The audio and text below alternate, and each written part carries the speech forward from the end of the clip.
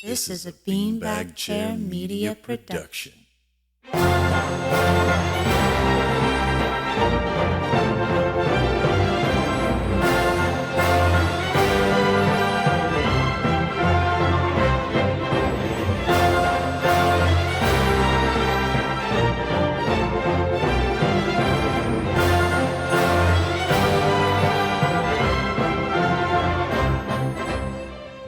And welcome to Anime Noise.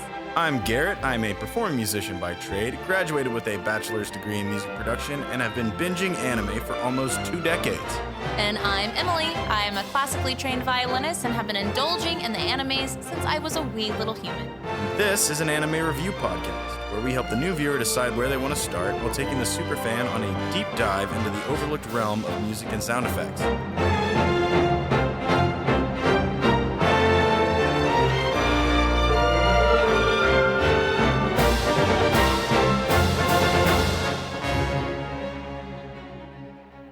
Hello, anime family! God damn, it's been such a good day already today. You have no idea. We have some big things in the fucking works.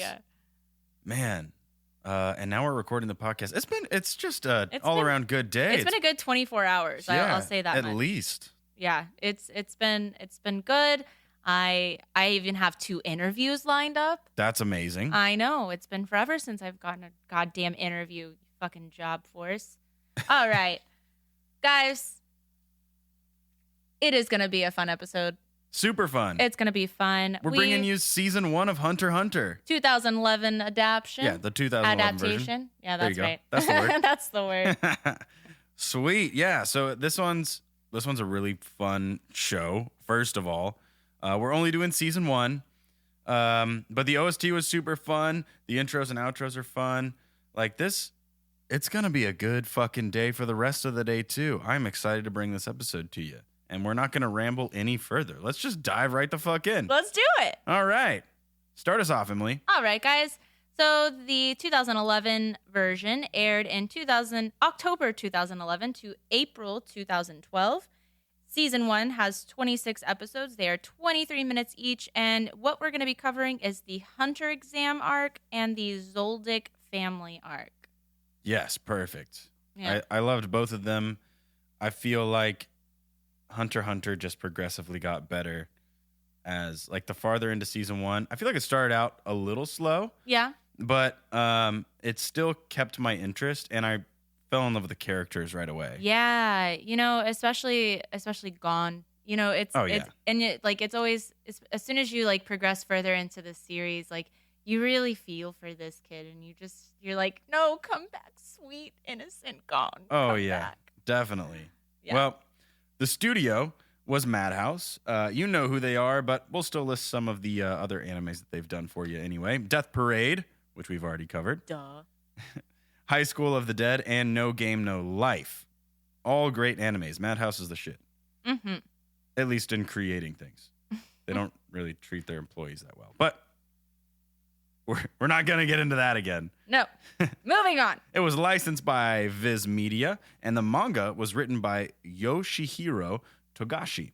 He began writing manga in elementary school, and at age 20, he wrote Butobi Straight, which the first time I read those notes, I thought it was Butt Boy Straight. I don't have dyslexia, but it did sound funny in my head. Anyway, that manga earned him the Tezuka Award, a prestigious award for new comic artists. And I actually think it's the most prestigious award for new comic artists in Japan. While in college to be an educator, he continued creating manga. And by the time he reached his senior year, he was asked to go to Tokyo by the editor of Weekly Shonen Jump. He began writing Hunter x Hunter in 1998, and by August of 2011, when the anime aired, it had sold nearly 55 million copies with just the first 20 volumes. That's fucking crazy. That's fucking nuts. That's crazy. Shows you how good it is. Yeah. He is married to the manga artist who created Sailor Moon. I think that's the cutest thing. Naoko Takeuchi. Yeah. In the manga, he used little cutaway comics where Togashi's alter ego was portrayed as a dog. He does this often, apparently. He drew a whole page dedicated to the process of their marriage, and the very last pic was of them working side by side.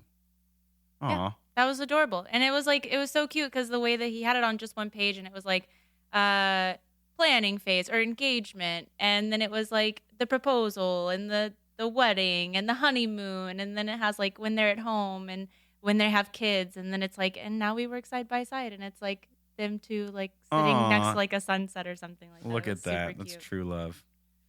He also wrote the very, very, very, very, very famous Yu Yu Hakusho. That's our friend Preston's favorite anime, and we still have yet to get into it. I know. We've even seen an episode. Oh, yeah. We did see that one episode, didn't we? Yeah. That was a great episode, too. He also wrote Level E. Yeah. Hunter x Hunter was directed by Hiroshi Kojima. He's been a part of Studio Live, who did the in-between animation for Attack on Titan, Blue Exorcist, and well amount of anime since 1982. And in 2011, he actually became the head of the company. So he's also directed Kiba, Grenadier, and then there's a anime coming out this October called The Vampire Dies in No Time. And I'm pretty intrigued by the cover art. Yeah, that looked pretty funny. Yeah. The sound director is Chiaki Yamada. He did Clannad and Death Note. And then we have our sound effects by Toshiya Wada, who did the sound effects for One Punch Man, Relife, Queen Blade Rebellion, and the Aoi Bungaku series, or otherwise known as the Blue Literature series. That came up in our game that we played. And it was like, I told you, it was like, looked super creepy. Oh, yeah. And I was like, man, I want to watch this because it looks fucking cool. Yeah. All right, and that clears it up for credentials. That's all the credentials right out of the way. Right Cool. out the gate. So let's get into intro number 1, Departure by Masatoshi Ono, which I think this is the only intro in the entire series, isn't it? It is. There is the original version, and then there's also a second version. Which they just used. So this one is for the first and third and fifth OP, and then the other one is the second and fourth.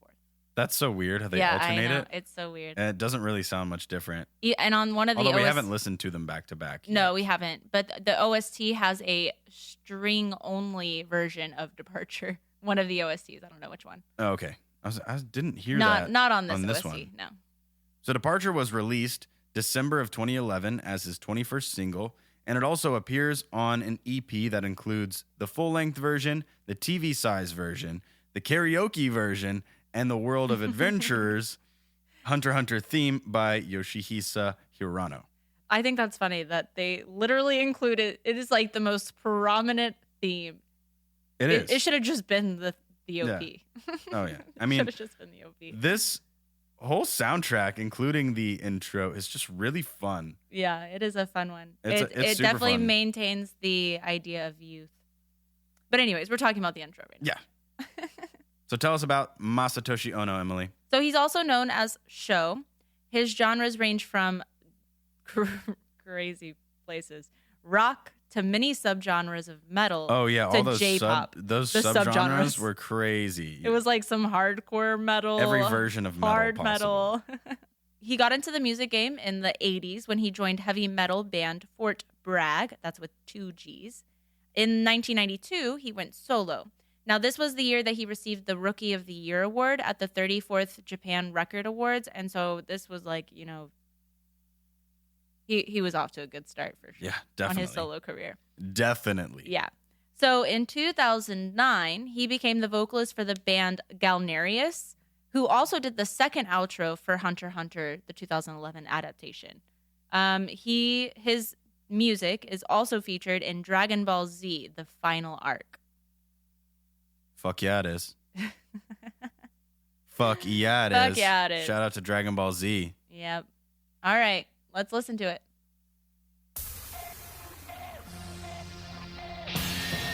I'm already so pumped.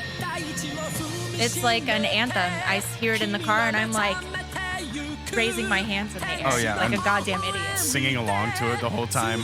And we don't know the lyrics. Oh.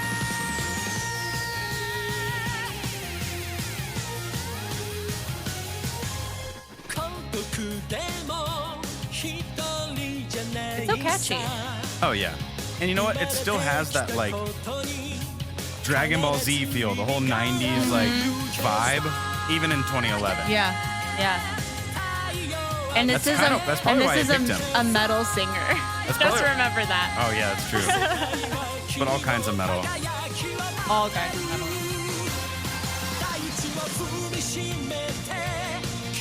I definitely hear that anthemic like pop from the synths and stuff. I also hear the main song for the Fly Away song from Dragon Ball Z. Yeah. That's probably why they picked this guy. Because the original one came out in 1999.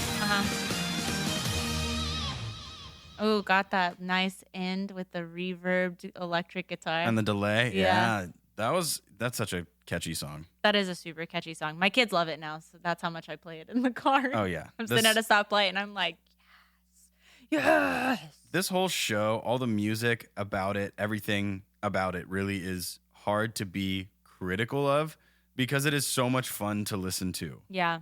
And like it's made to be fun, and sometimes that can come across. Now there were some things that I'm like, this wasn't really that cool or that original in some parts, at least when we were talking about the OST. But it is super fun, and I enjoy listening to it all the time, no matter when it comes up. No matter when it comes up. And it's been in our head like.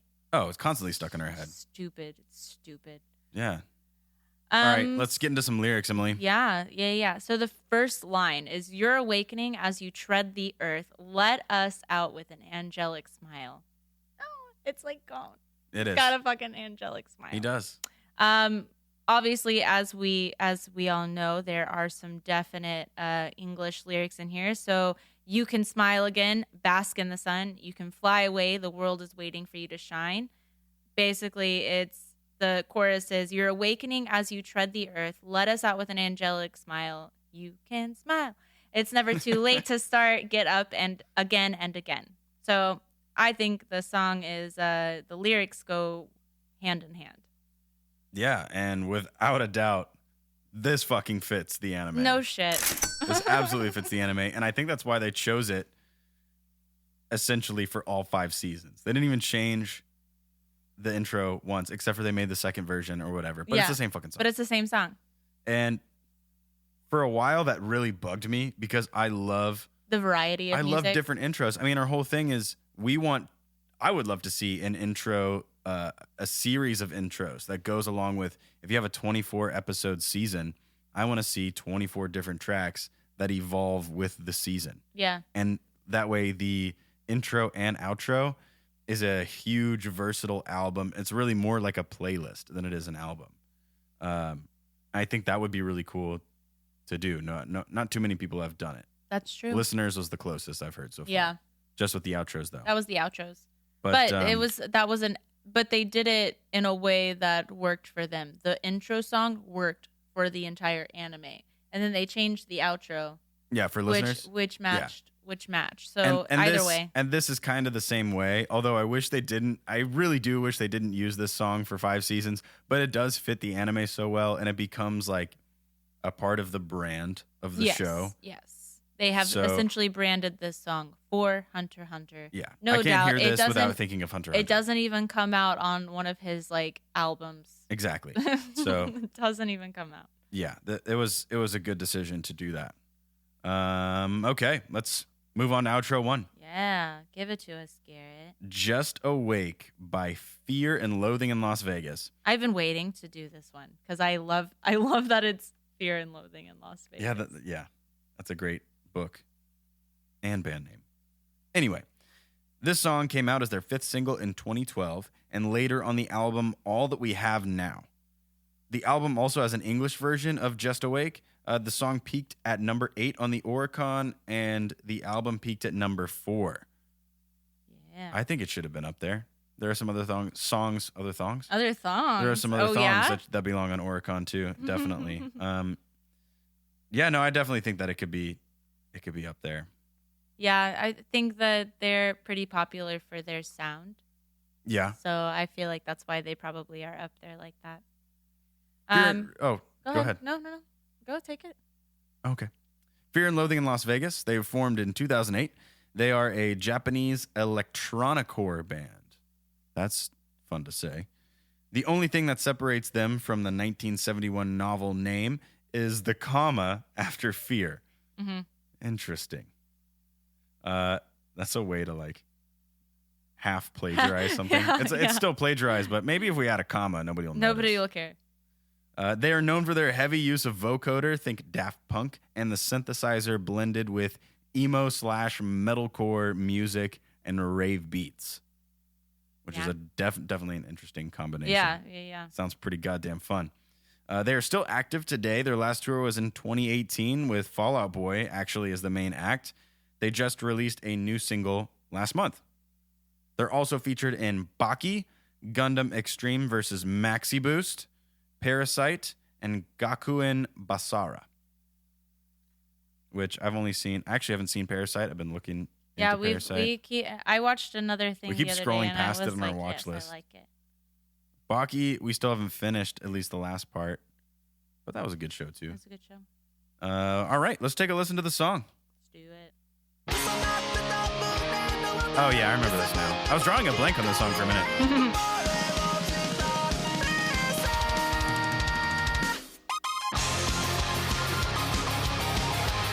Sounds like a ton of triggers on the drums too.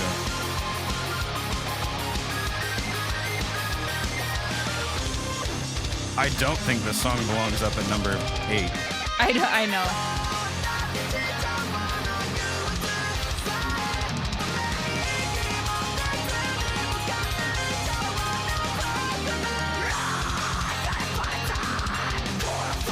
I remember listening to this kind of music though, back in the day.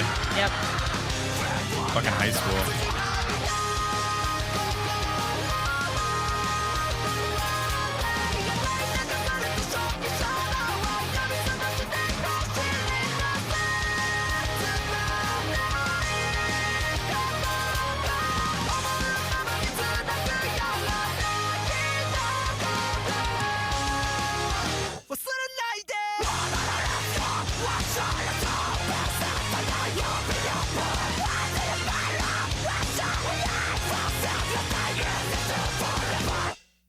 Yeah, I like that song.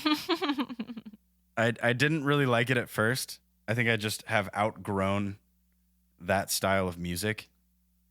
I feel like it's a nostalgic. Yeah, it is a bit nostalgic. I mean, you know this about me, but you learned about it later into our relationship, which is the fact that I can scream like a metal singer. And I was screaming to this shit in fucking high school. I actually learned to scream by practicing to Atreyu. Yeah, I'm not surprised. Yeah, that's who my buddy Jesse Smarzlock taught me how to do it. It's like, you got to listen to Atreyu. Scream with your falsetto. And it worked. You're a goddamn nerd. I'm a super fucking nerd. I have an anime podcast. That's true. That makes me as equally as nerdy, but I don't believe it. Totally. I may be more weird than you, but I'm certainly not as nerdy. You're definitely weirder than I am. That's what I just said, Garrett. I know, I'm agreeing with you. God. Okay, let's talk about some lyrics before I kick you across the room. Bring it on, baby. All right. So I don't know. I feel like this is we're going to make these lyrics fit is what we're going to have to do. We're going to have to make them fit? We're going to have to make them fit because right now they don't really fit. Okay. We're very much on a different spectrum. So departure is like, yes, the heavens has graced we're departing us on a with journey. this beautiful day, and we're going to fucking do it. We're going to face it with a fucking smile. And then we've got this that Just is awake. Just the first line is close, listen to the voice and heartbeat. Now the beating has stopped, can't hear a thing. Pieces have fell apart. I don't know if that fits. Yeah. The world we live today is filled with gloom and tears, but what we only can do is to sigh and sit alone in the dark, lift filled with vanity. Colors have faded. Things you desire exist here. Flee from this colorless world. I'd even love to say that maybe this is like a hero-villain ending, beginning ending. But even I think Hisoka, because he's really the only villain that really shows up in the first season. That's true. I feel like that's really not super explanatory of him either. No. If I'm going to give this like a does it fit or not, a yes or no, I'm going to say no. I don't think this fits the anime. I don't think the music fits the anime, and I don't think the lyrics for the anime at all. And although the song, like I said, it did grow on me, I really don't think it fits. And I think they really decided to go with a popular, more of a pop choice at the Okay. time than searching for something that fits the anime, which is a little disappointing to me because the OST fits the anime so well, and it sounds like something straight out of like a lot of it is 40s military songs. You know what I mean? Like fanfare and marching and like Yeah. a military band. Yeah. And then you have the opener, which is an anthem of going on a journey. Right. But then you have this song. It's And it's super negative. I would see this being something in the 5th season yeah, maybe. because that was like a lot of gloom and doom. Yeah. Gloom and doom. Gloom not and loom. doom. Not loom. Not Nope. like Fruit of the Loom. Gloom and doom. Gloom and doom. But See- no, I don't think it fits. I don't even know if it would fit in the 5th season. I think they just tried to go with something popular, pop culture at the time. You know what I mean? Probably. I mean, it makes sense if you want to like put your anime out there and you follow this band religiously, and then you're like, oh man, they were in this anime. That sounds fucking cool. You know, it's kind of what it seems like. Yeah. It's like they just like pulled something that was popular in the moment and not really for the anime itself. Yeah. So I don't think it fits. It's gonna get a no from me. Yeah. I give it a D.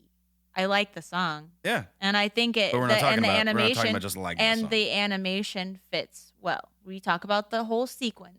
Sure, yeah. The ending sequence, I mean, For the song and the ending Yeah. sequence, it fits. could have That's been why done I way give better. it a D. Could have been done way better.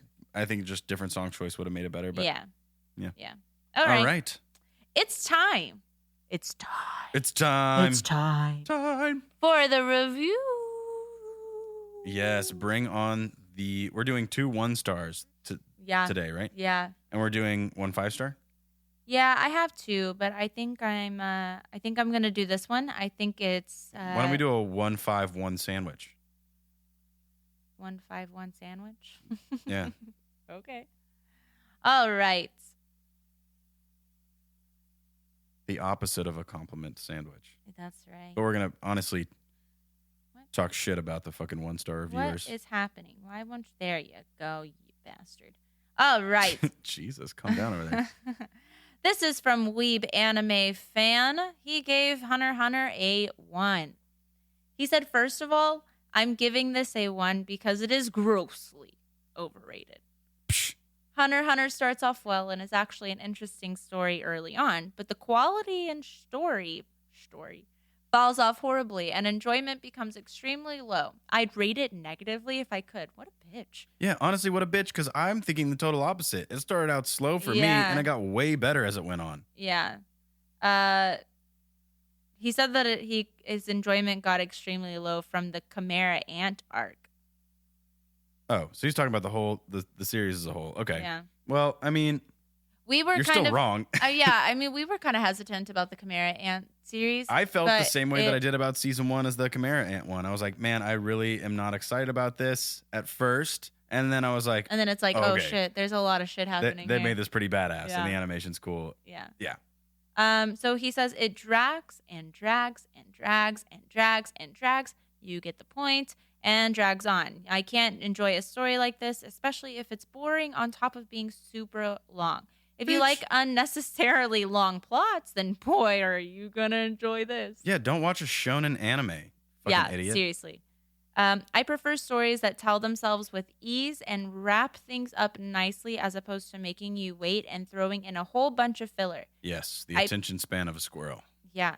I prefer other high quality stories in 20 to 40 episodes as opposed to the large quantity of BS that Hunter x Hunter progressively throws at its audience. This overrated crap doesn't deserve recognition and certainly not the rating. What a fucking dickhead. Because what fucking You're getting so much more angry than I am over here. I was just having fun with this guy. it was that like I prefer other high quality stories in 20 to 40 episodes. I'm sorry, but that's one season, and this is a manga that they're trying to adapt. You either get Promised Neverland or you get Hunter x Hunter. Yeah. Or like the Tokyo Ghoul. Or Tokyo Ghoul What they did to Tokyo Ghoul and Promise Neverland. Promise Neverland are going hand in hand with manga readers are mad because the anime fucked it up. Yeah. So yeah, if the manga writer is happy with this and he's like, no, you're gonna cover every arc, then who fucking cares? You see how many episodes is? Don't fucking watch it. You watched it in September 10th of 2020. I bet this guy's favorite version of Dragon Ball Z is Dragon Ball GT. Probably. He likes that short and sweet season that isn't canon at all. Bitch, do you know anime? He's a. Do you even anime? Listen, everybody's entitled to their own opinion, okay? And he's really talking about himself here, because of what he prefers. If you notice, like he started most of his sentence with "I prefer." True. So everybody's allowed to talk about their own feelings. He's really not talking about the anime. If you think about that whole review, and you know what, that doesn't make you an idiot for having your own opinion and wanting to talk about yourself. But is he an idiot? Yeah, he is. Mm-hmm. All right, 5-star review. Let's do this. Yes, bring on the good shit. 5 stars. Title: I've read too much shonen. Okay. So by this point, many of the tropes that are common in shonen are annoyances to me. This is why Hunter x Hunter was such a wonderful surprise. The many tropes that this show avoids include: 1. Every problem can be solved by training. 2. Beat me once, shame on me, and I'm guaranteed to win next time. 3. Hard work is greater than experience. 4. Everything is stronger when it's a beam attack. 5. The next enemy will just be strong enough for us to scrape by. 6. The guys we're fighting now are simply the best around until next arc. 7. You're either evil or redeemable. 8. The main character is the one that will resolve this, and many, many others. This anime is beyond refreshing. It's spectacular. As of this moment, it's one of my top 3 anime of all time. Because it's not just good shonen, it's top quality anime. Man, you're selling it, my friend. Yeah, he is. Selling it. All right, guys, I got one last short one for you. We don't even have to talk about that review at all. We're just going to talk shit about the shitty ones. Yeah, well, that's how we roll. That's the idea. Because the 5 stars, like, I'm not going to pick it if I don't agree with it. Like, if you gave it 5 stars for a completely different Unless reason, it's just funny, like they're in love with the character or something. Like that first review that we did. Oh, that yeah. was fucking funny. All right, this is from K-Trab. K-Trab. Trab. This is another one that was written at the end of 2020. Okay. I'm not a fan of long reviews, so I'm going to keep this short Perfect. and to the point. Thanks. Beautiful. Actual waste of time. Actual. Never have I ended up watching a show so boring for more than 2 episodes. After 12 episodes, it was still extremely boring and unentertaining. Everyone keeps saying, oh, it gets better after the first arc.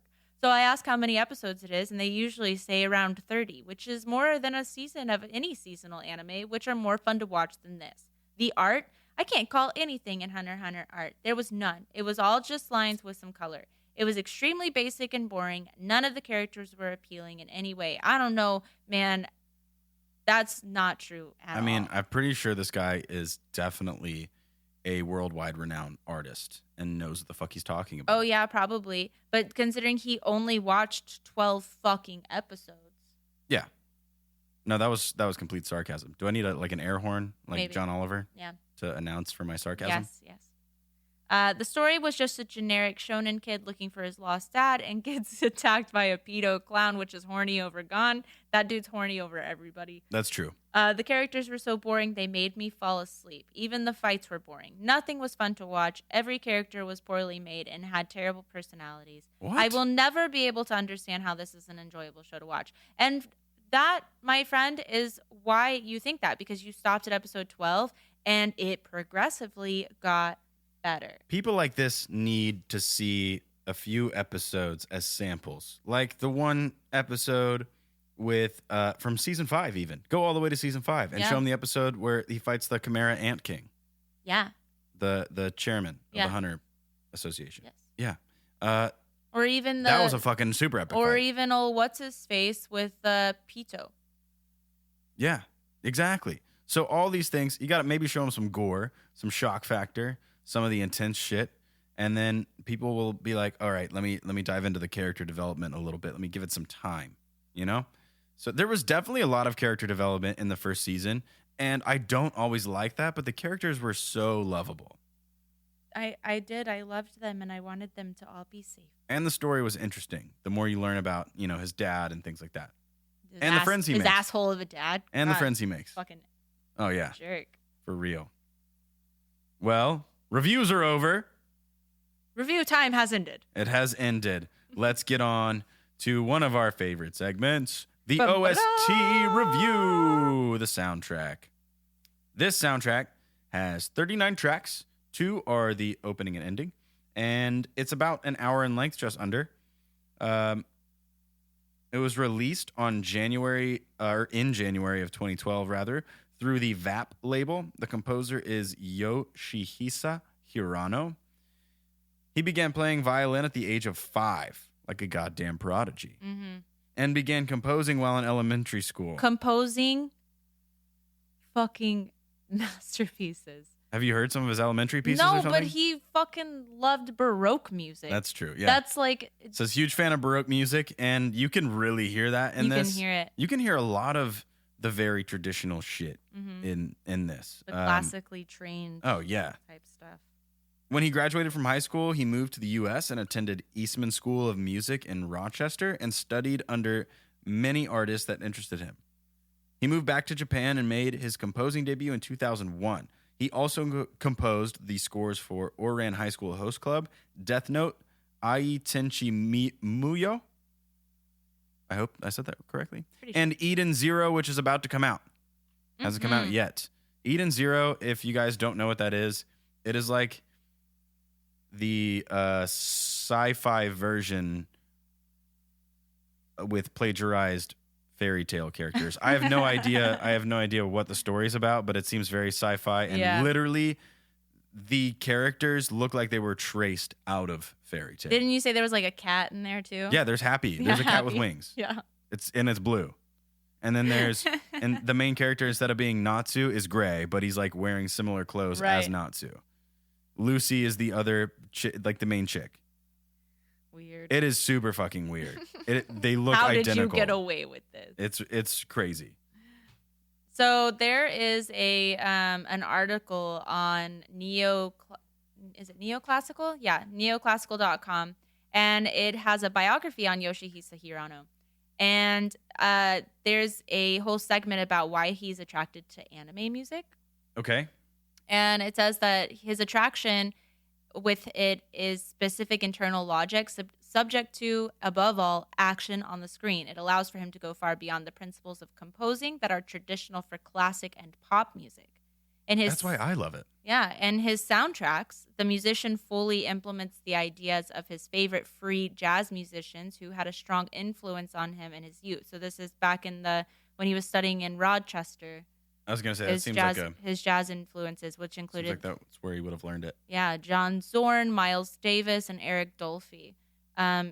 Atonality, impulsive explosions of the dynamics, the wall of sound, a mix of jazz and improvisation, guitar distortion, kitsch elements of pop music. Those are like pretty much what he uses for most of his avant-garde and ambitious works. Yeah. Sounds about right. So there we have it, guys. Now we know what it is about anime that got him into anime. Yeah. Yeah. That's the same thing that got me into anime music, really. I mean, there is so much freedom in what you can do. And it's amazing classical music theory, but it's also complete freedom to do whatever you want with it. You know, makes me fall in love all the time every time I talk about it. Oh. Anyway, back to the OST. I fucking love this OST. I'm going to start out by saying I can't give it an A+ rating. I probably would give it a solid B+. Yeah. And that's just because it doesn't seem very, this is going to sound mean, but original. Oh, yes. It's not really original. It is, and I think that's a good thing, though, because it does feel very nostalgic. A lot of these pieces feel like I've heard them before in a Disney movie or just anything, any classical music. It's traditionally classical. Right. But on the other hand of that statement, It is a beautiful thing that listening to this OST, we didn't go back and rewatch it. And it's been like a decent minute since we finished Hunter x Hunter, but we didn't go back and watch any episodes. No, we didn't. And I recognized almost every single piece. Yeah, same. I was like, oh, we know where this was, or what was happening on the screen, the part of the story progression. So that's a beautiful thing to be able, that your soundtrack was so well incorporated into the anime itself that hearing it, you're like, now it's nostalgic for the anime, not just for songs that it kind of replicates. Yeah. Kind of replicates. So I think the themes and stuff, they're all super iconic sounding. Yeah. We've definitely all heard them before, but he did them so well, and he did make them his own. Mm-hmm. But there are some very like obvious homages to other famous works. I'd say knockoffs as a more informal term. Yeah, it's like he made it his. He listened to this and went, "I'm gonna do it my way. I'm gonna listen to this and try to copy it. I'm going to copy this. Yeah. So I'm gonna make it mine." Except, on some of the parts I was like, man, I don't even know where the difference lies in this between something else I've heard. It's just so close. It's super close. So it's a great OST. However, it's just, it almost seems not repetitive because, well, actually, no, that it is kind of repetitive in a way because with the main theme, the world of adventurers. Yeah, that theme is variated in so many different ways. Yeah, it gets played over and over again. You've constantly. got a march. You've got a. But it's a super fun song, and it definitely captures the vibe of. No, absolutely. The vibe of the whole thing, specifically Gon, and really new adventures. It captures the setting that they're in this world, and it's a very, very fun song to listen to.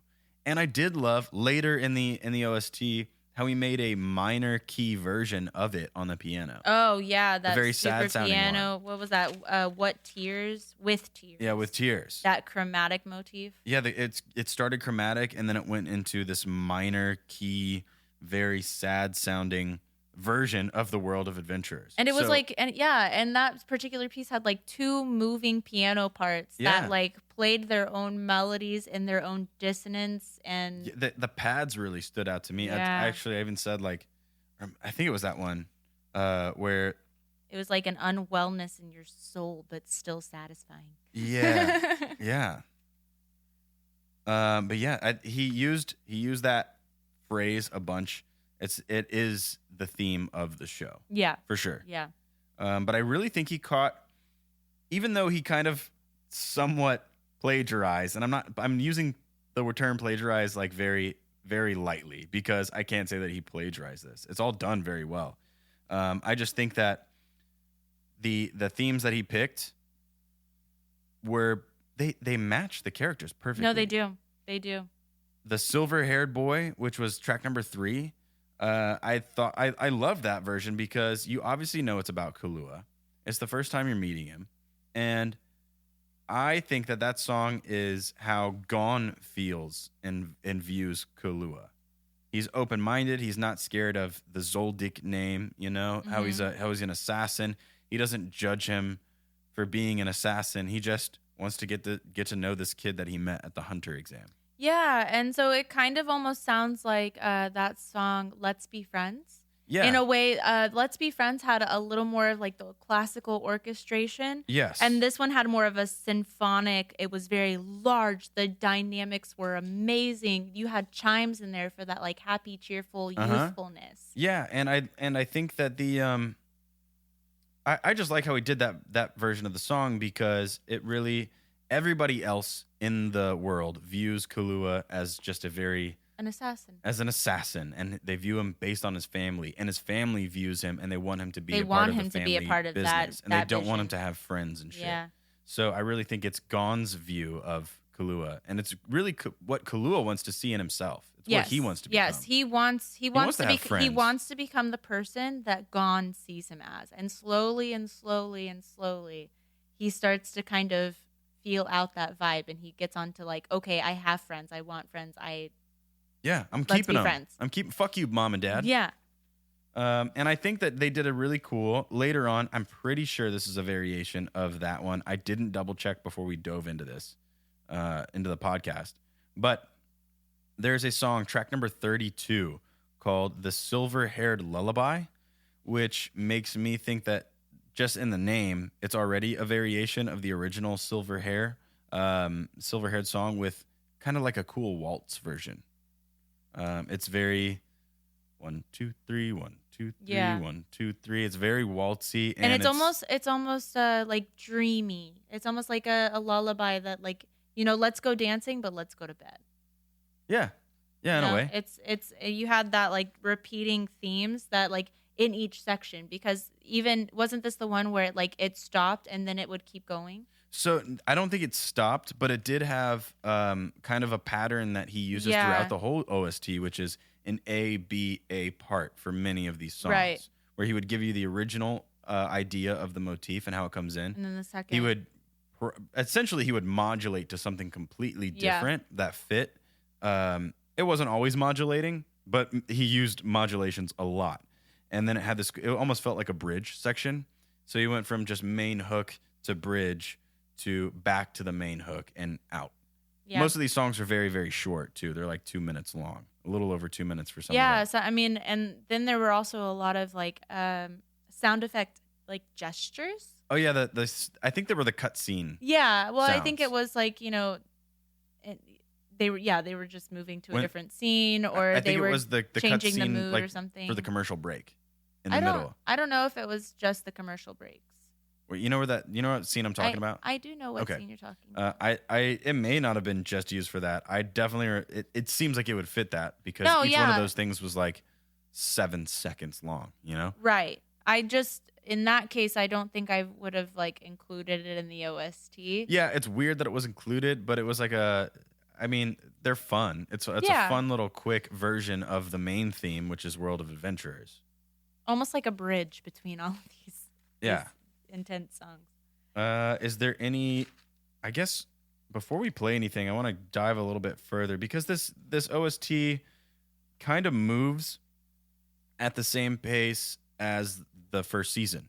You can hear the first season all the way through. And they arranged each track like that. And I'm sure that there are a couple songs that were reused here and there as far as like used later in the season. Yes. But it definitely sounds like how My Hero Academia did their album, they still kept their OST. Yeah. Another thing that Hirano did in this particular OST is he used a lot of personification through instrumentation. Tons of personification. Yeah. And not just symbolism. Like it actually, what we talked about last week was the symbolism of using instruments to symbolize certain feelings, like a heavy reverb to symbolize distance. And in this case, we were talking about My Hero Academia's Forever number 2, and the distance that you feel, how far away from number 1 that endeavor feels. Right. And they use a lot of very distant sounding melodies with heavy reverb to make them sound really far away. In this case, we're talking about personification and how a phrase can sound like laughter, or somebody talking to you, or a heartbeat, or crying. Yeah. And it literally sounds like the one that we had named as the definition of personification. The easiest thing to hear was "Let's be friends." Yeah, but it was also, we heard it later with the heartbeat too. Yes, the heartbeat too. That was really like that one. Like you not only feel it, but you hear. Like you don't words, guys. I'm sorry. It's not that you just hear it; you also feel it. Yeah, definitely. I think if we're going to talk about personification and his use of it, do you want to play? Yeah, we can play Let's Be Friends. Let's play Let's Be Friends first. That one's really short. It's really fun, and you'll kind of hear what I mean by the laughing from not just the flutes but the strings. It's orchestrated very well. Mm-hmm. Let's play it. Let's see if I can find it here. Track number 9. Track number 9. Here it is. Carefree. Whimsical. And then you got this. Ha ha ha ha ha ha ha. Sounds like laughing. Yeah.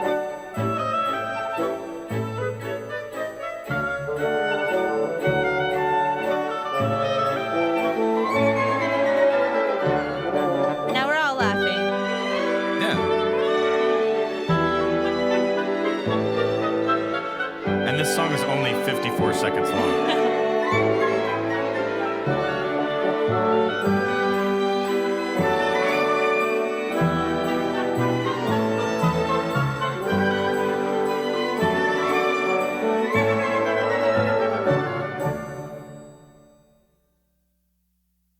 That's it.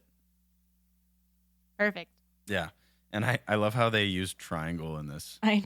The triangle and the wood blocks and some of the stuff and how they use them made me laugh every time they brought them in. It sounds like an old Christmas song. It's like, It's they're fun. just using some random fucking percussion instruments and they're just going to town and it sounds good and they incorporated it well.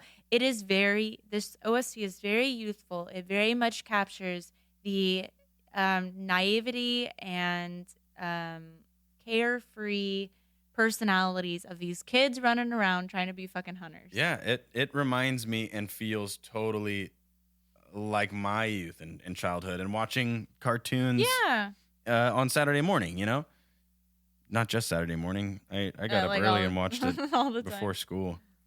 Yeah, so you can kind of see and hear that laughter and how whimsical it is. That one's a fun track. Very carefree. And then immediately after that, you have one of those songs. That's one of those like cut scene songs. It's called Satay ... Oh yeah. And it's just it's Satay, the satay, famous motif, and then they satay. just immediately cut it out. They just fade it out. They do, and then it goes into fucking Hisoka's theme. Yeah, Which is yes. perfect. Which is Yes. fucking perfect. You already knew that it was gonna have those super Latin vibes. You knew it was gonna be I don't know why that the Latin theme really like embodies Hisoka. Like I love it. I love the way that he's a magician. It Yeah. sounds.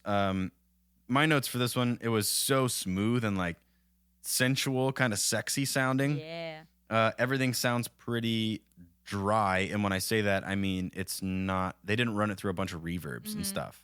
There's not a whole lot of effects on it, except for the solo acoustic or classical guitar that's playing all the solos and it's the main melody of it. That they did throw in some reverb on, and it was a nice touch. It makes the star of the show seem very mysterious. That's the only thing that gets effects. And then I thought it was a perfect introduction to Hisoka. Yeah.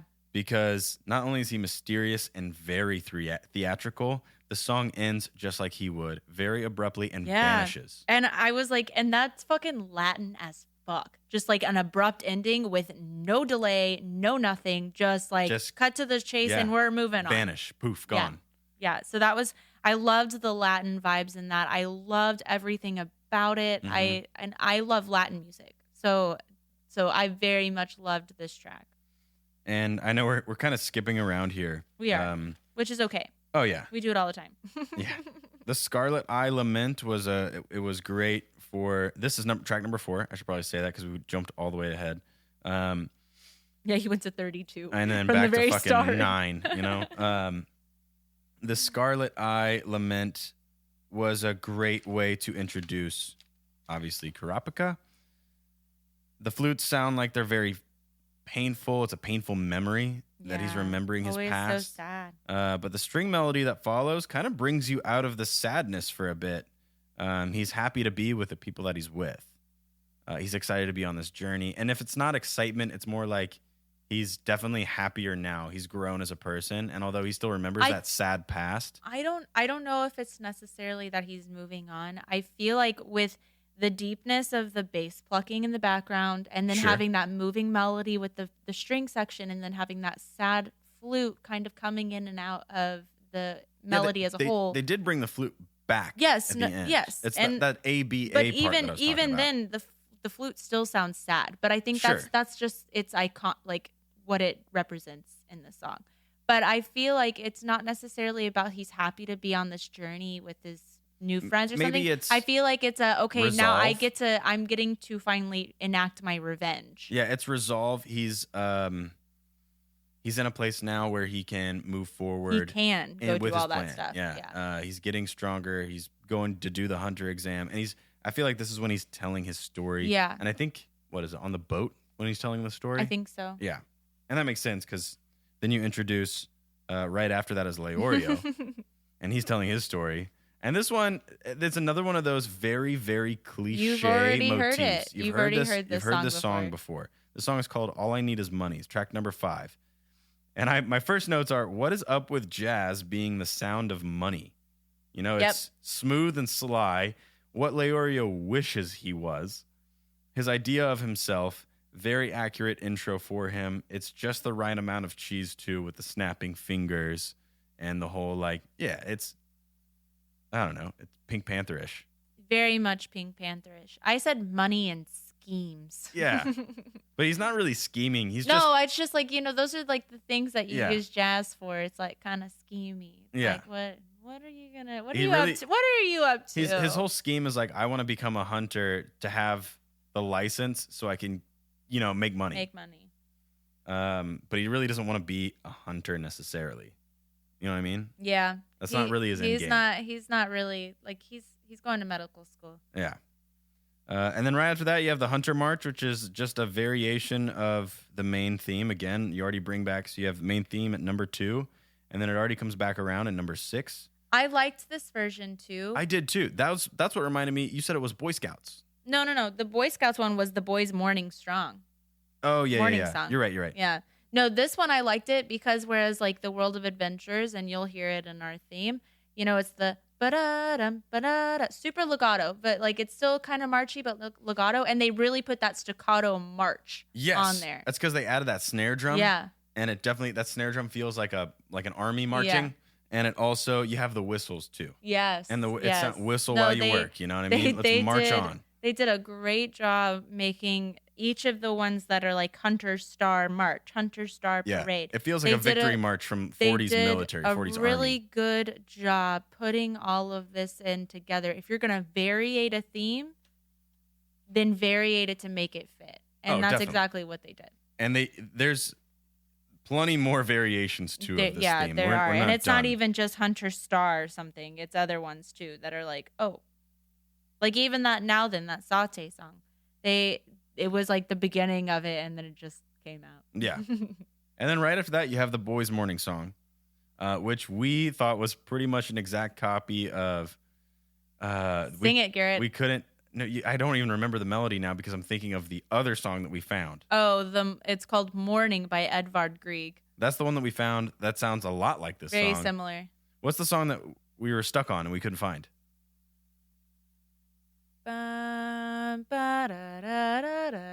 That's it. Yeah, so if anybody knows that song, please message us because we are drawing a complete blank on this. I know that it's played in something like Baby Einstein. Yeah. Plays it in one of their things, and I'm like, man, I should just go back and watch all the Baby Einsteins. Maybe that it's would in be Bambi, some boring shit. Maybe it's in Bambi too. It sounds like it's very much waking up in the morning. It's a bright and sunny morning. It's time to get on with your day. Yeah. It reminds me of my very short-lived Boy Scout days. They do, though. And Boy Scouts, when you're like at the actual summer camp, you're in your tent and you wake up at fucking 6 a.m. to a trumpet. Yeah. There's a trumpet far in the distance. And you fucking wherever that goddamn horn is. The sun's not even up yet. So, yeah, that reminds me of my short-lived Boy Scout days. Very playful military music. What a perfect way to wake up. Feels like the birds should be chirping as the whole world wakes up. So yeah, it's one of those things that you've heard before. Yep. Now since now we're going in order, the song that I really want to play is Voyage. You want to play Voyage? I want to play Voyage. I actually forgot to star that one, but I have the most notes on that song. Yeah, that's what I'm talking about. Like I have like a ton of notes on that. Well, before we play it, let's go over our notes for it. Okay. This is track number 8. What did you have for Voyage? So I said I loved the loudness that you first hear. It's super cinematic From that percussion? from the percussion. Yeah, okay. And then there's that bass tone underneath that does that da da da da da. Yeah, da, and I da, love how da. they lead into it too with the harp. Yes. Like they just blow kind of right into flow, that bass. and then they go. Oh, look at that! I even pulled out my old harp things. Look at you. I know. I tried to learn harp in orchestra. It didn't work. She's talking with her hands right now and playing air harp. That's my personification of a harp with my fingers. Yeah, I love it. It's just your thumbs. So, and then I said that the piano feels really cheesy at first, and then it blends really well into kind of how the emotion of being on this new adventure and setting out on a new journey, it really like helps like provide that imagery. Paint the picture. Of going out on that journey. And then the percussion was a nice touch. The crashes were amazing. Then there's fucking bagpipes. What? Yeah, the bagpipes blew my mind. What? And I actually did love the intro when you were talking about that consistent bass underneath. Yeah. I thought it was super cool. The piano, if it was by itself, would have been cheesy, but because they spaced out the hits from the piano far enough between each other that it felt like the piano was very much taking its time and feeling a little more epic, and the bass tone was creating that anxiety underneath. Yes. So you like that consistent bass with this very spaced out piano chord progression. I loved all of that. I loved the way that it sounded. I loved that from the beginning to the end, it almost sounded like there were at least 3 different songs thrown into one, because at the very end it goes into it cuts out to the percussion. Yes, it cuts out to the percussion, and it comes back in with this Latin, Moroccan, Middle Eastern type of vibe with the Egyptian kind of stuff. Yeah. And then that's how it ends. And it's just like, whoa, you just went through this like total emotional roller coaster from the beginning to the very end. And I loved all of that variation within one song, because it keeps you on your toes. It keeps you your listening palette is just. Oh, yeah, it really does grab you. I mean, it feels exciting and epic, and the start of a journey that's definitely going to change your life. Anxious in a good way. Yes. Anxious for good Christmas anxiety. morning, but it's beyond Christmas morning. It's better than that. It's starting out something new. It's like the kind of anxiety that we're going through in our process that we're doing right now. Yes. Like it's that kind of anxiety. Today. It's like, okay, I can't even sit down. I'm just so excited. Yeah. I don't even know how I'm sitting in the chair for so long. I'm so excited. And I keep getting messages. Well, we're already an hour in. Oh my God. Can you believe that shit? We haven't even rambled that much. No, we've been very consistent today. Guys.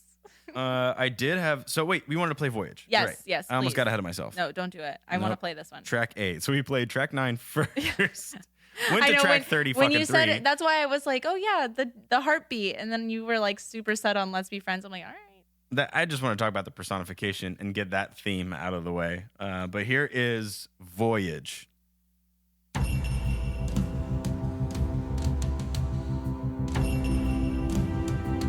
But like there's that like little bit of a crescendo, and then it gets. And the pianos sound even cheesier because they have fucking the chime. They're the tambourine-ish type thing in the back. They're like vibraphones. Oh or yeah, xylophones. the vibraphones. Yeah.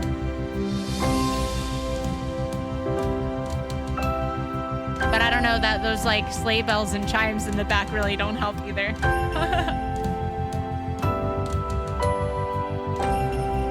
Or maybe they're bells. They're really high pitch. Yeah.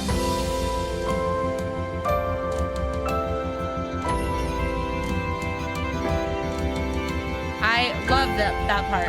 Oh yeah. I love that part. That's so great. The song gets really cool. And I want to play the whole thing. Oh, we're gonna play the whole thing. Let's It's play short. the whole fucking thing. That's short. If we get in trouble, just don't snitch on us. Yeah. Snitches get stitches, That's bitches. right, bitches. Cut out to this crazy fucking theme here.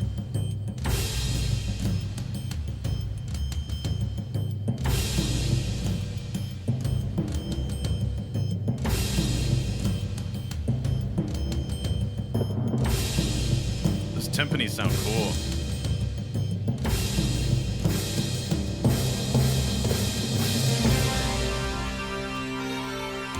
Fucking bagpipes, man.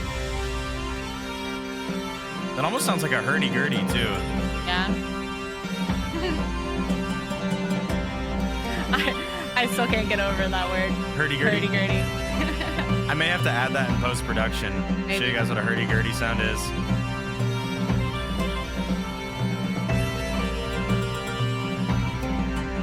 So now you've got that Latin coming in, because now you've gone from like European European traditional It's very to Latin. Renaissance-y.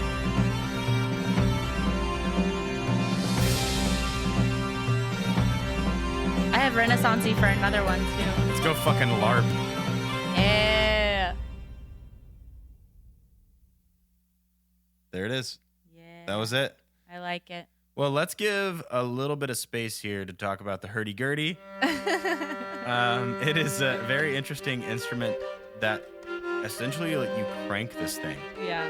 It's got a little like wheel crank, like a rotisserie crank. You know, you're rotisserie a fucking chicken. And it makes that super whiny, nasally kind of bagpipe sound.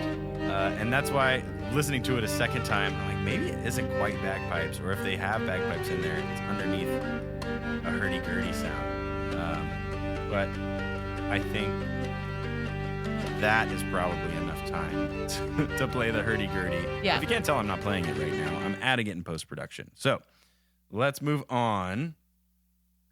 We are now skipping a little farther ahead. Another one I had started was number 12, The Stalwarts Glaring. Oh, that one was a banger. That one was really good. And it kind of, it reminded me, and I think this is where it was, where we cut away and we're in the, is it an airship? I guess it was the airship with all the higher ups of the Hunter exam, the people that were running it. And it just sounds like the badasses are watching and analyzing the growth of the Hunter exam contestants. It's very intense and a bit of, I should be aware of these motherfuckers. Yeah. I should know these people. Yeah. They're important people. And then you had that like that consistent phrasing of that from the electric guitar that went bow bow bow. Oh yeah, yeah. And yeah. I was like, that just added to like my suspense and excitement of like what are they thinking? What are they gonna do? Who's up next? Who's Yeah. coming up? Well, should we play that one too? Sure. Okay, do let's it. play that one too. Here it is. Nope, I was Nope. wrong. That's not it. It's number 12. I'm sorry. Here it is. Yeah. Bow, bow, bow.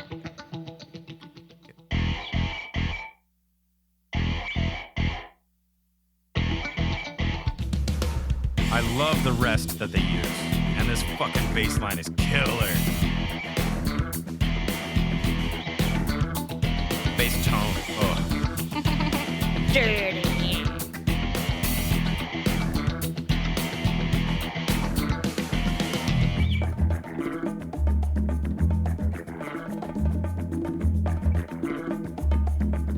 And I love the percussion in this song.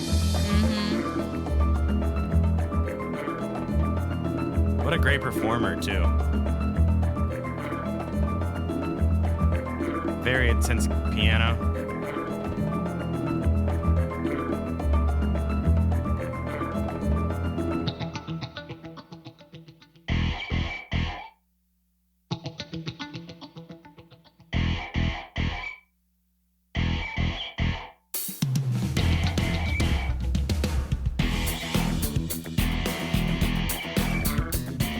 I just see myself like running down a thing like extra like. This also feels like when they're coming up with a plan and they're devising a plan. Yeah. I love that the drum fill with those Yeah. toms. That sounds so cool.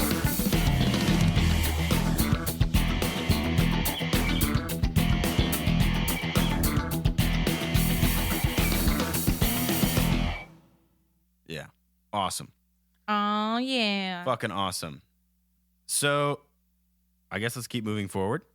Yeah, I guess so. Let's keep on moving. There are, what did we say, 37 tracks?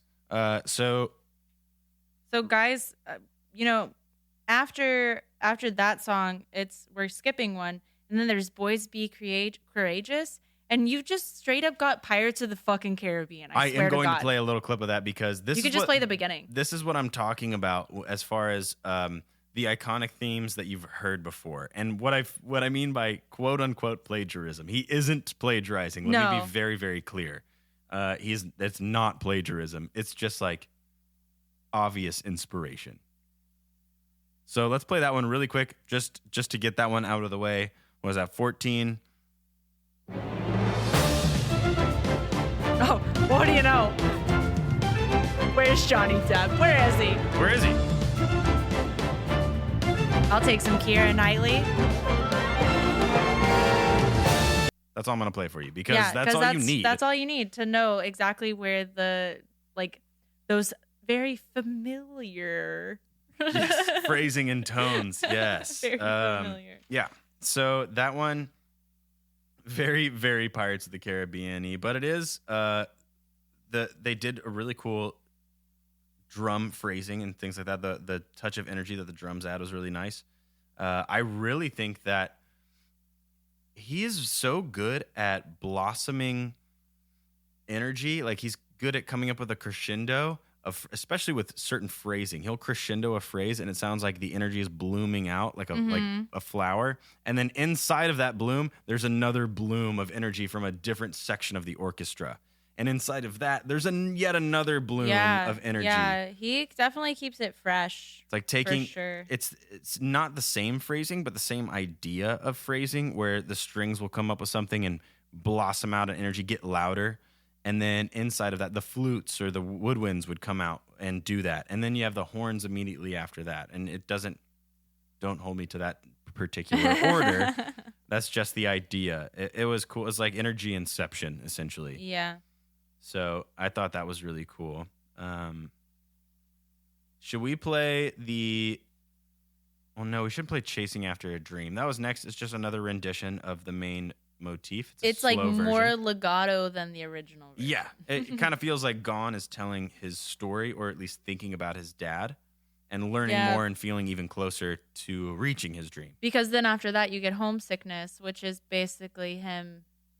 Almost his letter to his mom or something like that. Although I think that was closer towards the end.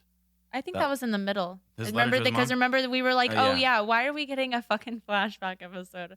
Not even halfway through the season. Yeah, I think that in the OST, it makes sense to put that here. Yes.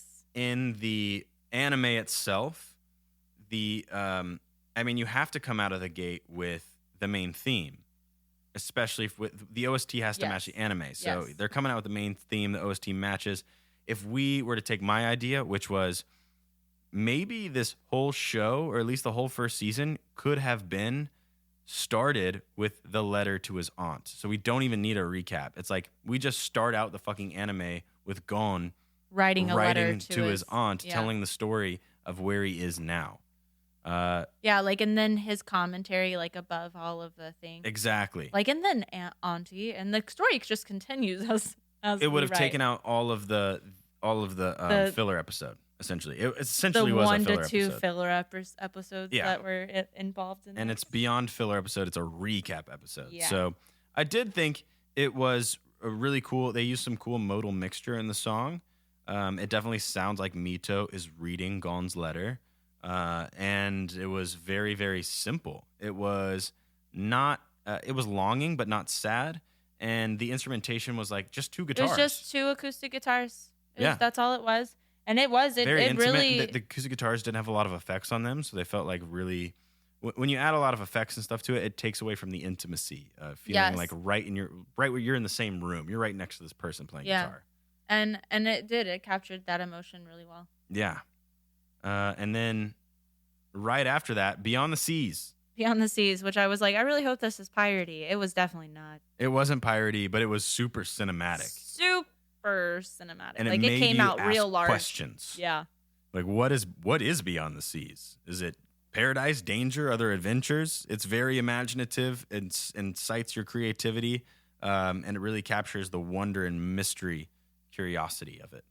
Yeah. So they did a good job with that one. They did. I also liked how that song, that's why I had asked you to play it, like go back 30 seconds because I had wanted to hear it. Because I loved how they did that really long fade into the end of the piece with the horns and the big string section. And they like just elongated that day crescendo. It almost feels like it was super, somebody's staring off into the distance. Yeah, and you're like looking now at them from their back. now we're thinking about what's beyond the seas. Yeah. I think so. We can kind of skim right past "Forever Be a Hunter," which is track number 19. It's like the same instrumentation and like plainly classical music. Yeah, I mean the phrasing has a sense of like pride and humility. Being a hunter is a pretty noble job, but they did a good job with that. I did star "From Whale Island" though. That one was good. Gon's determination, you hear it every time. He's busting his ass to grow stronger and evolve. An intensely dedicated version of the main theme. It is a rendition of the main theme, I think. I love the evolution in the middle of the piece.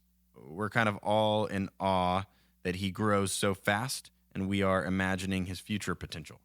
Yeah, I was like so wondrous. Yeah, do you want to play that one? I think this is really like...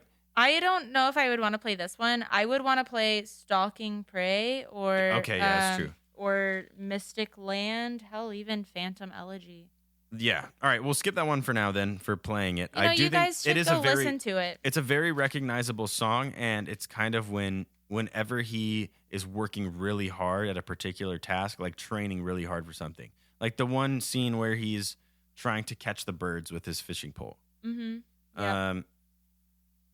That kind of sense. When he's just nonstop, I'm not going to finish until the task is done. You know, I'm not going to stop. So it's that dedication, and that's what that song is for. So let's move on to. So then we get into our very Renaissance-y, gypsy sounding song, like a chant or march. I love your accent there. Thank you. I love how as we progress through this, we get less traditional with instrumentation when he starts to use synthesizers and things like that.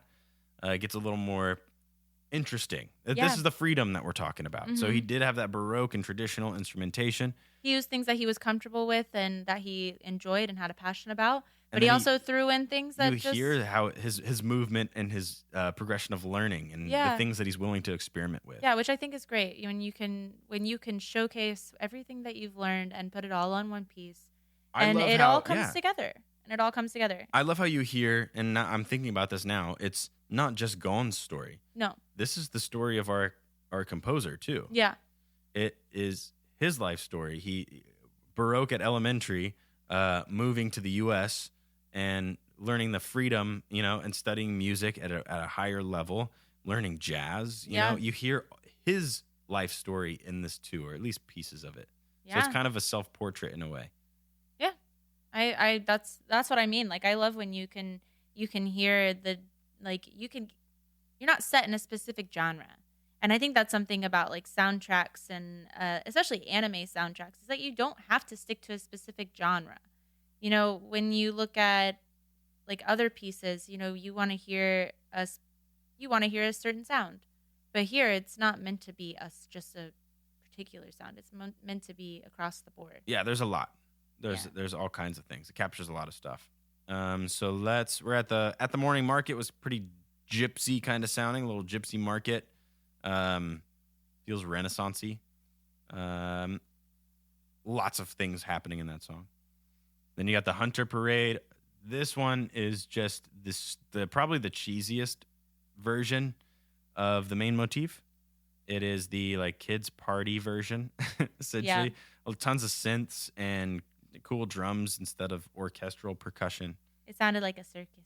Yeah, exactly like it is. Yeah, parade. Then we have Get Funky. Oh God, that was so cheesy.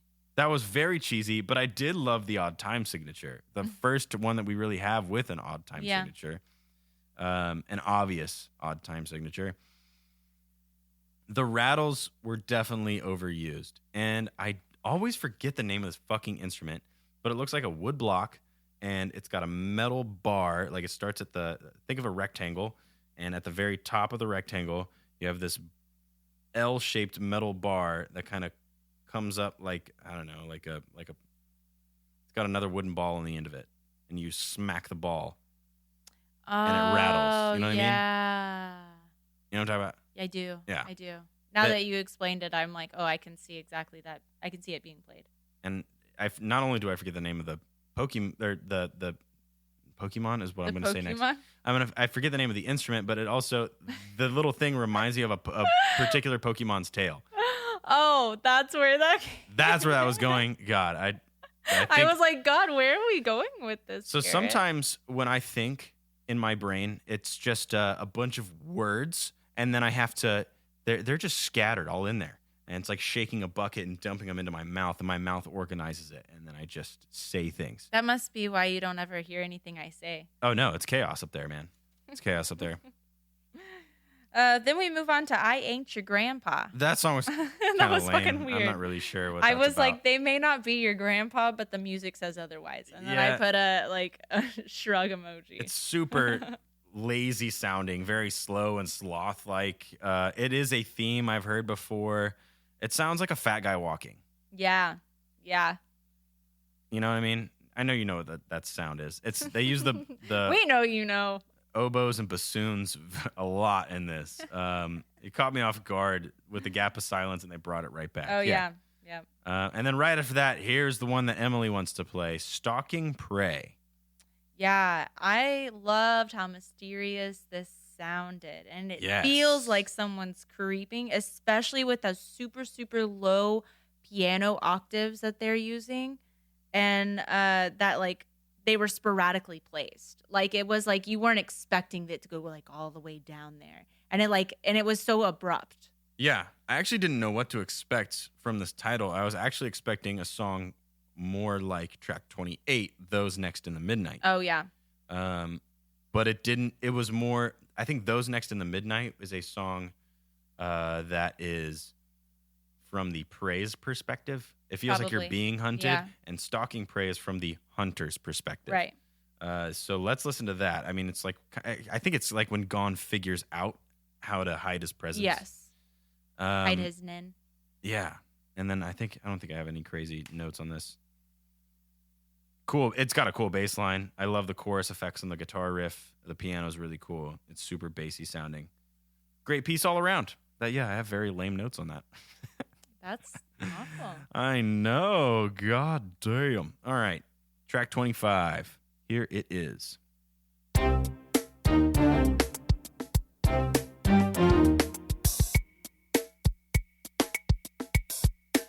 I love those drums, even though they're synthesized.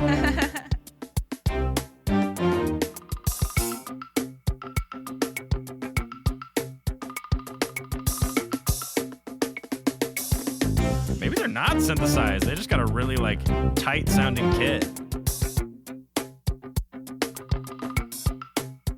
It sounds so. It's hard to tell. They did a good job. If it is synthesized.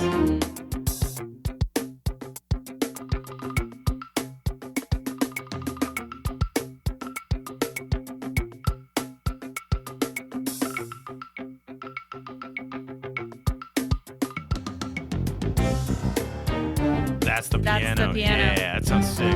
Yeah. Creeping. Yeah.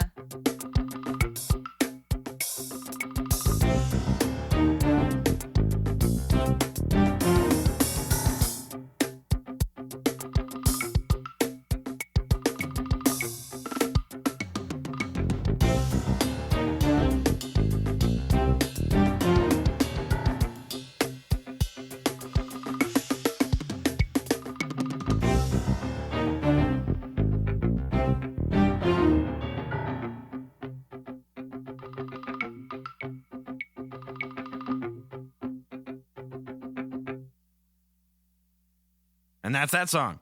Yes, very Stalking Prey like, but from Gon's perspective. Yep.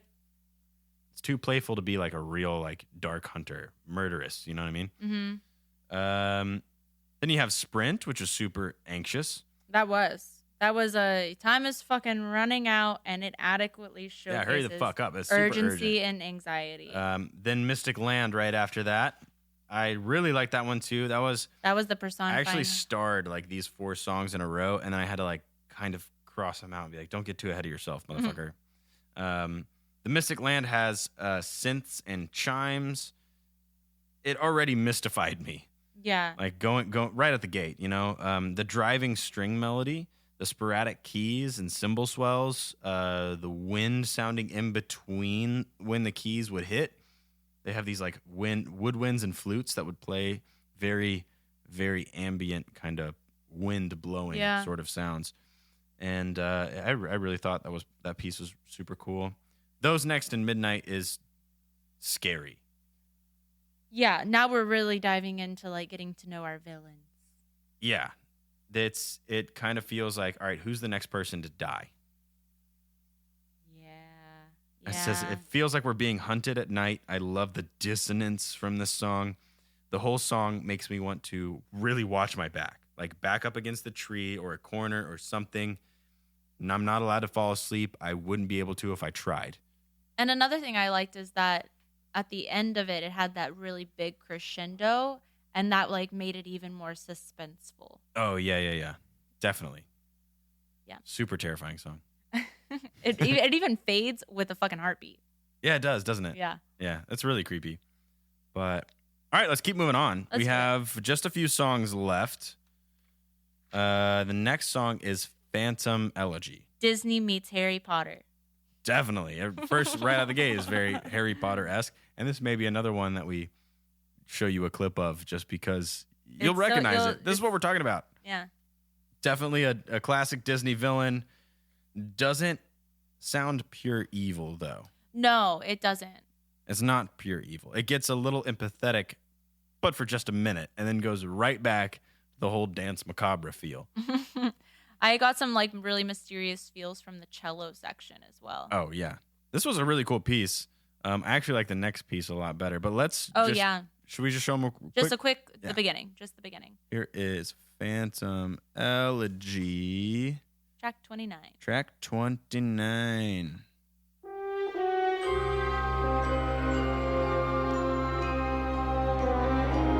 Are you guys ready to embark on the world of magical world The magical of Harry world Potter? of Hogwarts.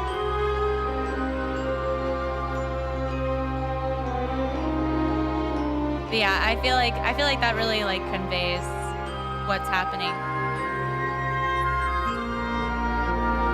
Yeah, I think that's all you need to hear. Yeah. It does convey what's happening. It definitely captures the vibe. We're not going to dive too far into that one. The next one, though, and the one after that, we might get into. Man, there's a lot on this that I really liked. Yeah, I think this is like the most songs we've ever showed you off the OST. Yeah, it's because they're so short, too. Yeah. Let's get into Illusion. That's the next one, track 30. What you see is not what you get. This one is very music theory, like school, like technical school kind of composition. The term in music theory is called counterpoint. And I wrote in the very first note, counterpoint on fucking point. They killed it. It was awesome. I love the dance / call and answer build from the different parts of the string section. And it is just the string section. It's like violins and then violas and then the next section of violins and then fucking cellos and then you bass, and then it almost closer to the and very they end all that do their own. Those bass are like super like droning sounding, like they're just super deep very and long. very long notes. It is very illusion like. It has great chord movement, and I love the fact that because each section has their own phrase and they're all different but meld together with each other, you don't know where to focus. Yeah. You're constantly like, oh shit, what's You're like, that? okay, Oh shit. I've got to listen to this over here. I've got to listen to this over here. It is grabbing your attention so you can, it is an illusion. It's just like what a magician would do. He would show you something and draw your eyes toward it while he's doing something behind his back. So let's take a listen to that one. Track 30 here.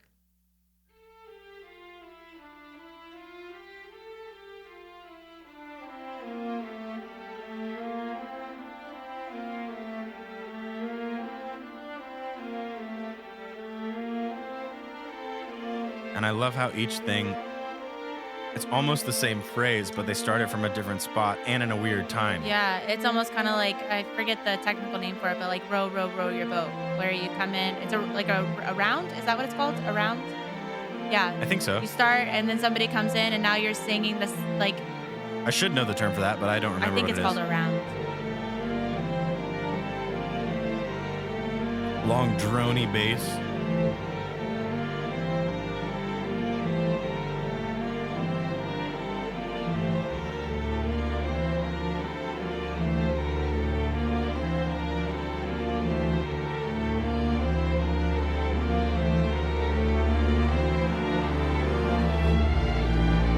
I love Great that. I chord change. love it. And if you guys can tell, like what they did with the production on this, they are moving it almost, to me in my headphones, it sounds like the phrasing is moving, the way they panned it, left to right, it sounds like Making like an infinity sign an type infinity thing. sign. It crosses in the middle and loops and goes back around to the other side. Cut you off. That was, that's the entire piece. It was cool. It was very, very cool how they did that. Yeah, at the And very it was end of essentially the... just strings, except for like the timpani there at the end. But I have at the end of my notes, I was like, why do I feel nervous and betrayed? yeah. Because exactly. especially when they changed, when they did that chord change, the way, the feeling that you get is just like, man, somebody's done me wrong. Mm-hmm. Right after that, we have With Tears. It is the chromatic piano solo into that minor variation of the main theme. Kind of, to me, it sounds like when Gon realizes how weak he might be. Yeah. And how weak he is compared to where he needs to be. First real loss, I think, that he feels.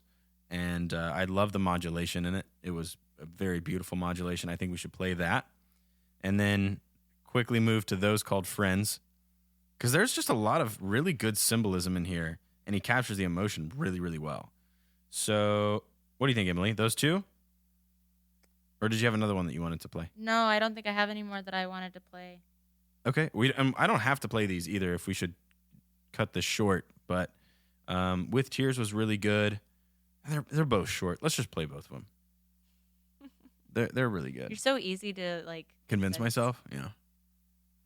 Yeah. Track 31. Track 31.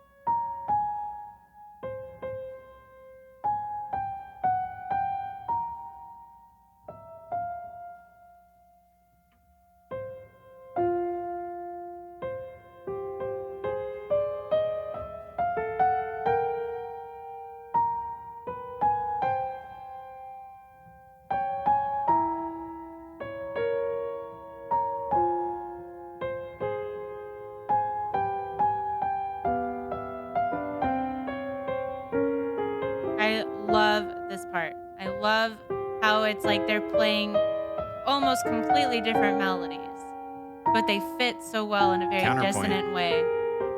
So stupid.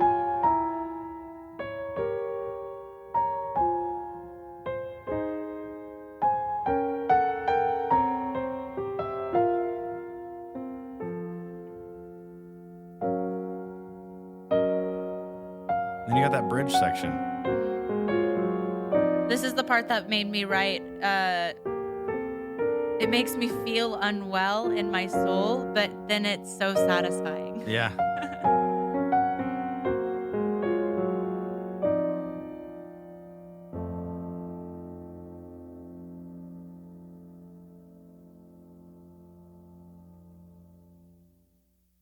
And they don't resolve it, you assholes. Mm-hmm. Yeah, that's why I want to play that one. That one's a really cool. That was the coolest variation to me Yeah. of the main theme, and you can obviously hear World of Adventurers. in Oh, there. absolutely. It's clearly there. It's just the minor key you know, version. You know what it kind of made me think of? The way that the dissonant chords and the way that the piano sounded itself, which I don't know if it's my headphones or the recording or if I'm fucking hearing things, but it almost sounds like you can hear the performer's like breath or like their shifts with their foot on the thing. Like Yes. and You it can hear has the a hammers room. moving Yeah, too. yeah. And so I like that had that very rawness to it, but it made me think of a very old vintage like music box kind of thing. Like not so much with the You can hear the mechanics sound. in it. Yeah, but Yeah. you can like it's raw. It's something that feels raw because it's very full of emotion. Sure. So I feel like it just reminds me of like a vintage music box that's very nostalgic for somebody or like makes you feel like fuck, I failed and the world sucks. Yeah. And I life can't get any better from here. I really enjoy that one. I really enjoy that piece. The next piece is the Silver-Haired Lullaby, which we already talked about. It's that very waltzy version of Same song. Kahlua. And then you have My Father's Back, which is another simple piece. This is another one that you had just said that you kind of sounds like the performer. You could hear the performer's performance, the other like his breathing and stuff. Especially because it's just a solo piano. And this one is the same thing that you just said. Did I just imagine hearing that? The cello and the piano sound so amazing together. At parts, it sounds like you can hear the performers breathing between phrases. Mm-hmm.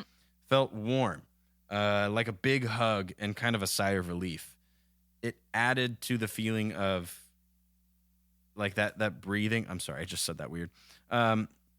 That breathing really added to that feeling of did I really hear that, or was that just my imagination of that was the sigh of relief? Yeah. Did I hear the breathing as a sigh of relief? Or am I did just hearing the breathing? Did I just like imagine that because that's what the song feels Yeah. like? So yeah, that was done really well too. We're not going to play that one. We're going to move on to the next one, track 34, Those Called Friends. This song gave me goosebumps. It really did. It feels very comfortable and so grateful that it makes you cry. Yeah. You know what I mean? So grateful. You're like, holy shit, how do I have such amazing people in my life that really care about me? What did I do? Why do I deserve this? At the very end, the pads that I hear, they were so subtle, and the melody or performance of the keys was so captivating that I didn't hear the pads until the very end. Oh, right, because you weren't really like focusing. I was in so on it. You were, so like, engulfed captivated with it. by the performance that I just didn't even hear the pads to analyze it. And that's how you know it's a good song when you can't analyze it, you know, or you get sidetracked from the analyzation. So track 34, this is called Those Called Friends.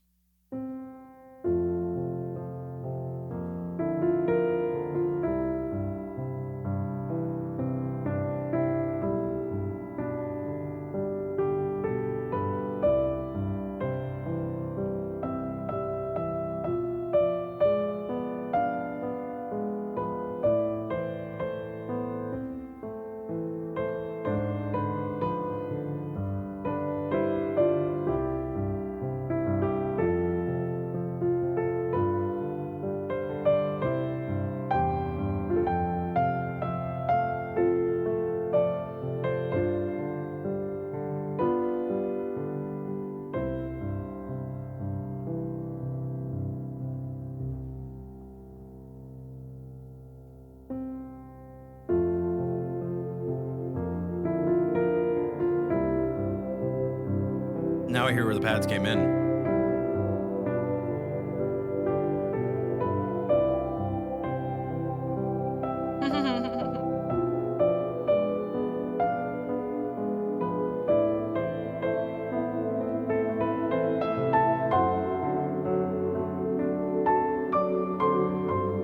And again, this is another one of those tracks. It's like, I have heard this shit before. Yeah.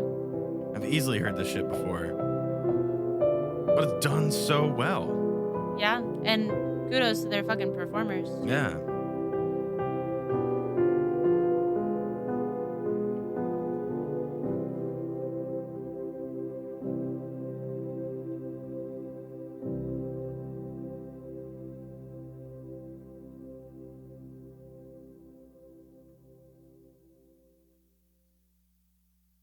Yep, that's that song. I don't think we need to really play anything else. We just have No. 3 songs until the end. And one of them was another modification of World of Hunters. The other one is a sound effect. And the last one is... That's actually another modification of World of Hunters, but it sounds like the bridge to World of Adventures. Yeah. The World of Adventures. So that one's called Towards the Sun Setting. Setting Sun. Words. Super large and cinematic. It's definitely something that it's like, and that was that, and our journey continued. Yeah, and, it's a great way to take resolving us out of the first season. Storyline and For contentness. Sure. I did love the movement between the sections of the orchestra. Yeah. As in, it was kind of like that whole phrasing that I described, where for a second you would hear percussion and strings, Mm-hmm. and then next you would be like, it's a whole different. They'd open up into a different chord, kind of a different chord progression. They'd modulate. And it would be now flutes and horns and the woodwinds and those all that section with the percussion. And it's a little bit different phrasing, but they piece it together really well. And they come right back in where everybody blends together now. Now we're all playing. Strings come back. It was really awesome to listen to. It feels like let's move forward together. Mm-hmm. We're not done with this adventure. We still have a lot to accomplish. It is another variation, like we said, to the main theme, but with different phrasing, complementary to it feels like a B part. Yeah. So that's that. That's the end of the OST. That is it. So let's bring them into the fun facts, Emily, and let's wrap up this fucking show. Yeah. All right, guys. So Kurapika was inspired by something completely unexpected. He came into the anime world due to the omus in Miyazaki's Nausicaa, the Valley of the Wind. They're huge insects in the film, and you know their similarities? When emotions run high, both the omu and Kurapika eyes glow red, specifically red. And they both were hunted for their valuable body parts, which is gross. Super gross. Super gross. Go on, Garrett. Tell them the next one. I know you really want to. Did you know that you can grace your ears with Hisoka's singing voice? The voice actor for Hisoka in the 1999 adaptation, Hiroki Takahashi, is also the voice actor for Pariston Hill. I think he was in the last season. He was. Yeah. In the 2011 adaptation, he's also a singer. So go to that Google search and enjoy Hisoka's beautiful voice. Yes. So here's another Hisoka fun fact. There is a Hunter x Hunter prequel one-shot called Hisoka's Past that was written and illustrated by Sui Ishida, the manga creator of none other than Tokyo Ghoul. What started as an April Fool's joke over Twitter ended up being published, and Togashi has already stated that he'd like to connect Ishida's vision to his own story, which is pretty fucking cool. Somebody else fucking took the time to write your whole, prequel for your series. Yeah, for what real. an honor. Well, he said, this may not happen, but Togashi has stated this in 2018. I still have 5 or 6 stories in mind. If all goes as planned, there should be at least 3 or 4 stories after the Ant arc. Course of time, unexpected events occur. And mess up your plans. That's what he said? Oh. Yeah. That was an He interesting way has of a wording lot that of, well, quote. he has a lot of health issues. Oh, okay. Particularly in his back. So because of all of that, and with the recent commentary from him, and needing to give the manga an ending, we may see some more news about Hunter x Hunter, because even Madhouse, there's been talk of them being ready to put out another season. Yeah, it only took 10 fucking years. No shit. So yeah, so there could possibly be a new Hunter x Hunter. I did see I something guess not that 10 I years can't. because the 5th season was obviously in 2016. But Yeah. you know what I mean. Yeah, I got you. Don't From worry. the first release. That's right. No, you're good. You're right. 10 years. Fuck these guys. Fuck these guys. There is another fun fact that I have Oh, yeah, for sure. Go for that it. isn't on the notes. I told Garrett to research fun facts this time. Yeah, Hisoka is actually kind of an homage to a character, another clown from Yu Yu Hakusho. Mm-hmm. And that clown also has a big heart on his face and a teardrop. Yeah, So he brought bringing it back. him back from Yu Yu Hakusho. For those of you Yu Yu Hakusho fans, Preston. I think we're done. That's I it. think we finished. We Guys, finished? we finished the episode, and it's still a good day. Emily, where can you stream it? You can stream it on Netflix and Crunchyroll. And Crunchyroll. Actually, you can only stream it on Netflix up to season 4. Up to but season I guess 4. we're talking about season 1, so yeah, you can stream it on Netflix. You can stream season 1 on Netflix, and technically Crunchyroll has it listed all as season 1. It's kind of one of those continuous animes that they did. So season 1, episodes 1 through 26, season 1. Got it. Hunter arc and the Zoldyck family arc. Yes. Sorry about that. Ladybird's talking into my microphone right now. She's slobbering all over his face. Nasty gross. ass dog. All right, guys. Thank you so flippin' much for joining us today on this great of days. Whether you're taking us along for the ride or you're chilling in your own BBC, thank you so much for joining us in our talks about everything, but mostly sound effects, music, And anime. Yeah. So mostly. if you could do one more thing for us, head on over to our Instagram page. That's where we can connect with you guys and really kind of make it a family. It is really becoming a family. And soon, we're going to have some merchandise for you guys. We found a bunch of artists that are making some really cool art for us. And if you're an artist and you'd like to make some art for us too, we'd be happy to pay you. So please don't hesitate to reach out. Connect with us on social media. We respond to every single message that we get. Even if we don't see it right away, we promise we will respond. We love all your comments, and we actually just started a game on our Instagram story, which was the anime every day. It's 30 days anime challenge. 30 days of anime challenge. So I'll ask you a question about anime every day, and you better respond. That's right. God damn. So yeah, as you can see, it's becoming a really fun place over there, and everybody's been really, really awesome. So come join our crew. We got a crew, guys. We got a fucking crew. Fucking gangsta up in this shit. Yeah, sure. Anyway, that is it for us. That's so it. you all have a wonderful day, and we will see you next week for another episode of Anime Noise. Try to make it a little embellished there. Okay, bye. This has been a Beanbag Chair Media production.